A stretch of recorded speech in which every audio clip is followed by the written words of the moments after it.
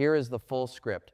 There is a deeply seductive idea woven into the human imagination about space travel, and it goes something like this.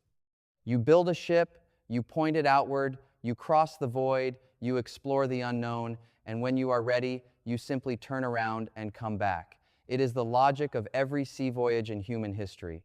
It is the logic of every road trip. You leave and you return. Home is a fixed point waiting patiently for your arrival. But when you apply this intuition to intergalactic travel, when you truly examine it through the cold, unforgiving lens of physics and mathematics, something extraordinary happens. The idea does not merely stretch, it collapses entirely, and what replaces it is one of the most unsettling conclusions in all of modern science. Home does not wait, home dissolves. And the reason why reaches all the way down into the mathematical bedrock of how gravity, chaos, and time operate at cosmic scales. Let us begin not with a spaceship, but with a river. Imagine standing on the bank of the most turbulent, churning river rapids you have ever seen.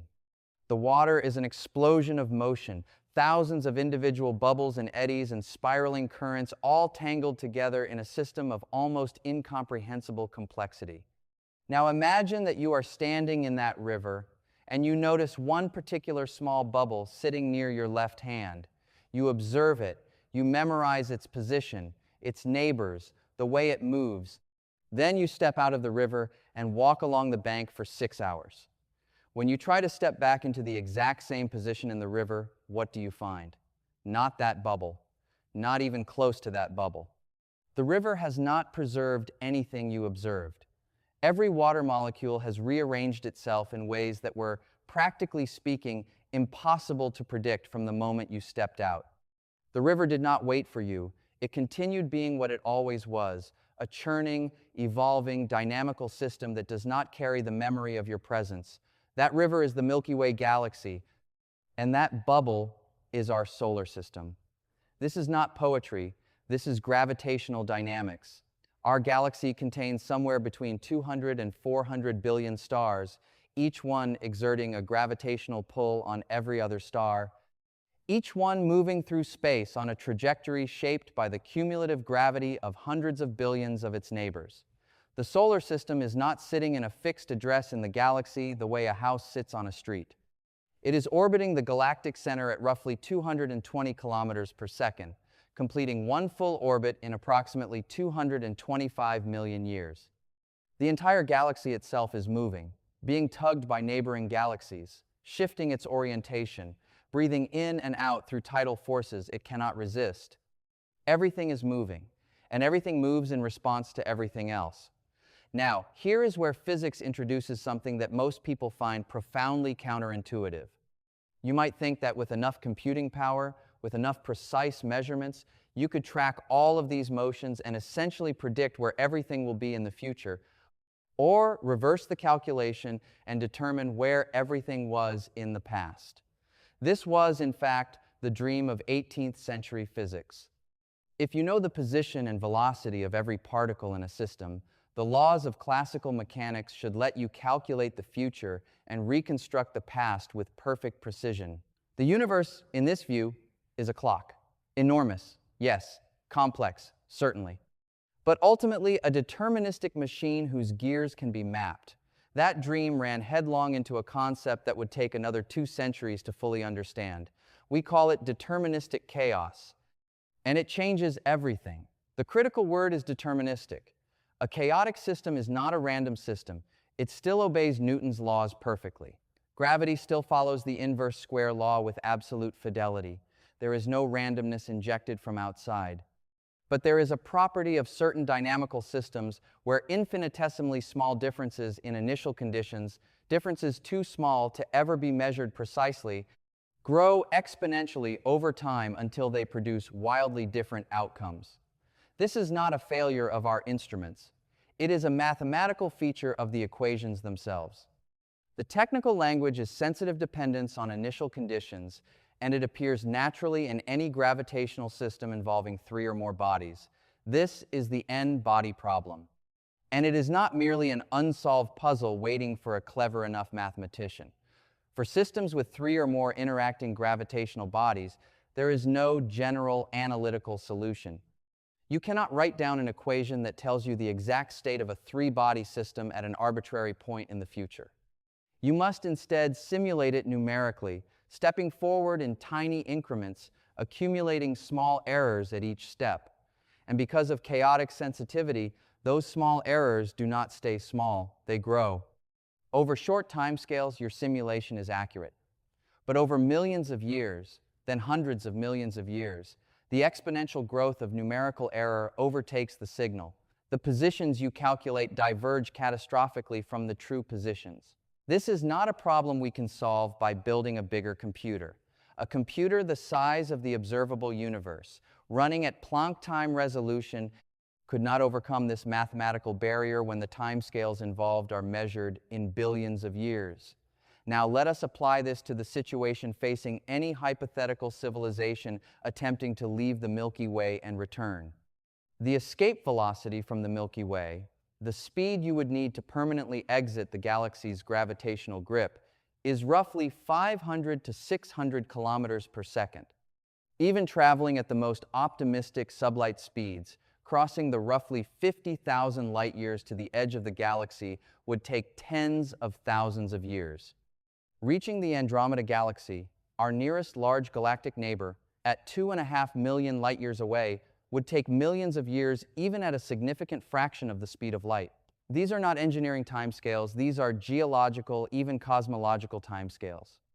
And during every moment of that transit, while a ship drifts through intergalactic space, the galaxy it left behind is not pausing politely in place. Here is where the situation becomes genuinely vertiginous.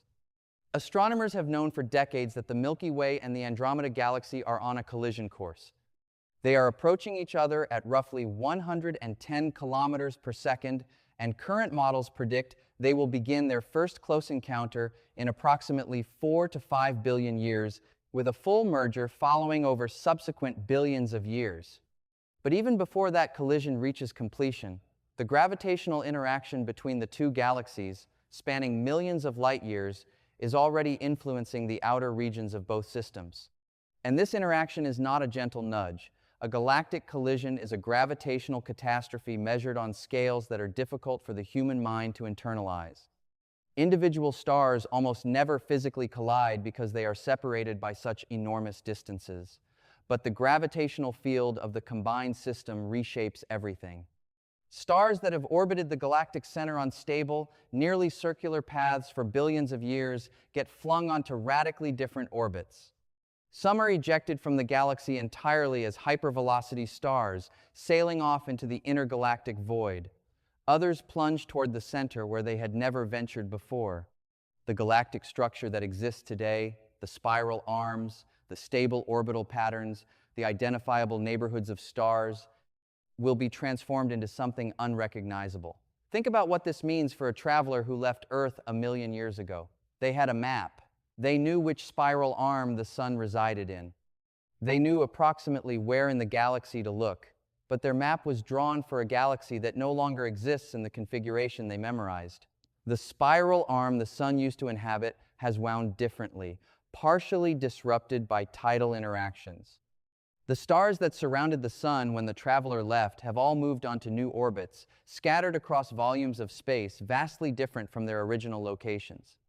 The sun itself, a single star among 400 billion, has completed a significant fraction of a new galactic orbit, traveling hundreds of thousands of light-years through a galaxy that has itself been gravitationally stirred. Finding the sun in this reconfigured system is not simply a matter of harder computation. It is the grain of sand in a sandstorm problem. Imagine a sandstorm raging across a desert for 10,000 years. Before the storm begins, you identify one particular grain of sand and note its position. Then the storm runs, and you return 10,000 years later. You know this grain is still in the desert somewhere. You know the laws governing how wind moves sand. But those laws are chaotic in the technical sense. Small differences in airflow, in the grain's shape, in microscopic collisions with other grains, all of these compound exponentially until the original grain's trajectory is completely buried in computational noise. Your grain is statistically somewhere in the desert. That is the best physics can offer you. The Sun, after millions of years of galactic evolution and tidal disruption, is statistically somewhere in a volume that might span thousands of light years. The Earth, orbiting the Sun at a mere 1 astronomical unit, is a target roughly 13,000 kilometers in diameter, sitting inside a sphere potentially thousands of light years across. The ratio of the needle to the haystack here is not just large. It is so extreme that it places the problem beyond the reach of any conceivable physical search strategy. And notice what has happened to the nature of the impossibility. This is not a fuel problem. The discussion of fuel, of energy, of propulsion systems, that entire engineering conversation has not even come up, and yet we have already established a barrier that is absolute. The barrier is informational. The starting coordinates are mathematically destroyed, not by a lack of technology, not by a practical engineering limitation that a future civilization might overcome, but by the deep structure of chaotic dynamical systems operating under the laws of gravity across cosmologically relevant timescales.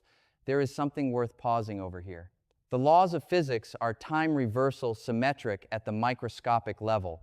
The equations of classical mechanics look the same whether you run time forward or backward. There is nothing in Newton's gravitational law that privileges the future over the past.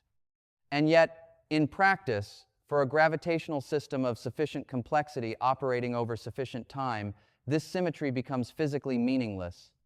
You cannot reverse engineer the past configuration of the galaxy from its present configuration because the information required to do so, the exact positions and velocities of hundreds of billions of bodies to arbitrary precision, does not exist in any finite physical record. This is the universe essentially running a one-way computation. The past is not stored, it is overwritten. This connects to something even deeper. When physicists talk about the flow of time and the reasons why we can remember the past but not the future, part of the answer involves the progressive loss of accessible microstate information as systems evolve toward higher entropy configurations. A freshly shuffled galactic configuration, gravitationally stirred by a merger, represents a vastly larger volume of possible microstates than the original ordered configuration. You cannot recover the original state by inspecting the current one, any more than you can reconstruct the original order of a shuffled deck of cards by examining the resulting shuffle, unless you kept a perfect external record of every step, and the universe does not keep such a record. The information bleeds away into the microscopic degrees of freedom of the system, inaccessible in principle, not merely in practice. So here is the full picture. You leave the Earth, you travel outward through the galaxy and then beyond it, crossing the intergalactic void across timescales of millions to billions of years. The galaxy you left behind undergoes a gravitational collision with its largest neighbor, reshuffling hundreds of billions of stellar orbits in ways that are chaotic and therefore not predictably reversible. The solar system, never a fixed address but always a moving point in a dynamic system, traces a new trajectory through a galaxy that no longer resembles the one you departed. The mathematical equations that govern gravity cannot be run backward through billions of years of chaos to recover the Earth's current position with any useful precision. And the universe itself provides no external coordinate system, no absolute fixed frame of reference against which you could measure a consistent notion of home. Space does not come labeled. Coordinates are always relative, always defined with respect to some chosen reference. And when the reference structure itself has been scrambled by chaos, the coordinates dissolve with it. This is why the return is not merely difficult. It is not merely impractical in the way that climbing Everest without oxygen is impractical. It is mathematically prohibited in a way that is rooted in the most fundamental properties of deterministic chaos and gravitational dynamics. The physics does not offer a workaround. There is no navigation system you could build, no amount of data you could carry with you, no calculation you could perform that would reconstruct the location of a single planet in a post-merger galaxy after the passage of billions of years.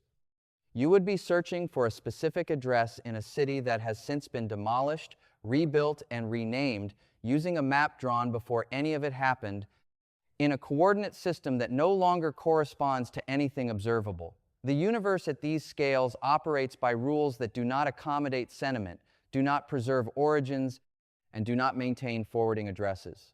What we call home is a momentary configuration of matter in a dynamical system that has been evolving for 13.5 billion years and will continue evolving for trillions more. Our presence here, our ability to identify this particular star in this particular galaxy as the location of our origin, depends entirely on our having never left, on our still being embedded in the same dynamical system that we were born into. The moment you step outside that system for long enough, the river closes over the place where you stood. The information dissolves, and the physics of return becomes not a challenge to overcome, but a boundary that the mathematics of our universe has written in the most permanent ink it possesses.